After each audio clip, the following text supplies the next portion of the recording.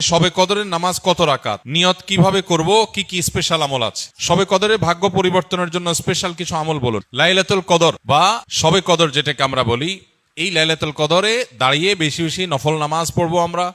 দীর্ঘ রুকু, দীর্ঘ সিজদা, দীর্ঘ কেরাতে, ধীরস্থিরতার সাথে, সৌন্দর্যের সাথে। তো কোরআন তেলাওয়াত বেশি বেশি করা, দোয়া করা, জিকির আজকার করা, আল্লাহর কাছে আল্লাহ স্মরণ করা, এগুলোর মধ্য দিয়ে আমরা রাতকে কাটাবো। লাইলাতুল কদরে বিশেষ আমল বলতে একটা দোয়াই শুধু হাদিস দ্বারা আমরা জানতে পারি, সেটা হলো নবী করিম সাল্লাল্লাহু আলাইহি সাল্লাম মা আয়েশা রাদিয়াল্লাহু তাআলা আনহাকে শিখিয়েছেন যে লাইলাতুল কদর পেলে তিনি যেন এই দোয়া পড়েন, আল্লাহুম্মা ইন্নাকা আফুউন তুহিব্বুল আফওয়া ফা'ফু আন্নি।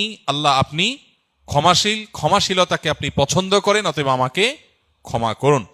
এই দোয়া আমরা বেশি বেশি পড়বো। এর বাইরে লাইলাতুল কদরের বা শবে কদরের আলাদা কোনো নামাজের ফরম্যাট নাই যে এত সংখ্যক রাকাত পড়তে হবে এবং প্রথম রাকাতে অমুক সূরার সাথে অমুক সূরা এতবার, দ্বিতীয় রাকাতে তমুক সূরা এতবার, এরকম কোনো বাধ্যবাধকতা নেই।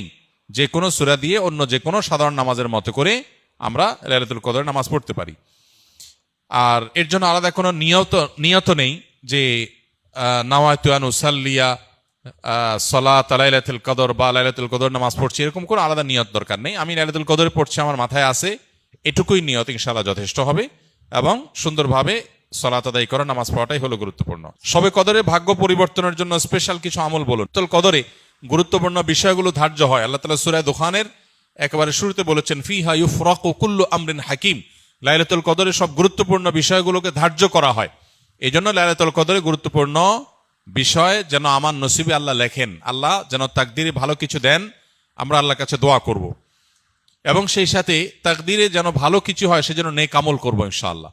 যে যত বেশি নেক আমল করবে এবং যে যত বেশি গুনাহ থেকে বেঁচে থাকবে, আল্লাহ তাআলা তার জন্য তত বেশি কল্যাণের ফয়সালা, ভালোর ফয়সালা করবেন।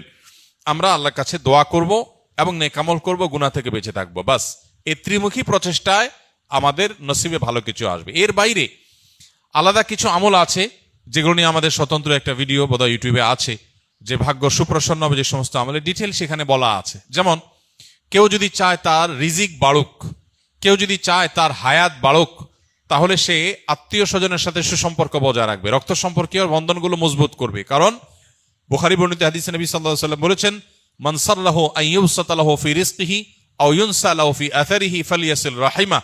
যে চায় তার রিজিক প্রশস্ত হোক, তার হায়াত বাড়ুক, বরকত হোক, তাহলে সে যেন তার রক্ত সম্পর্কীয় সম্পর্কগুলো বাড়ায়।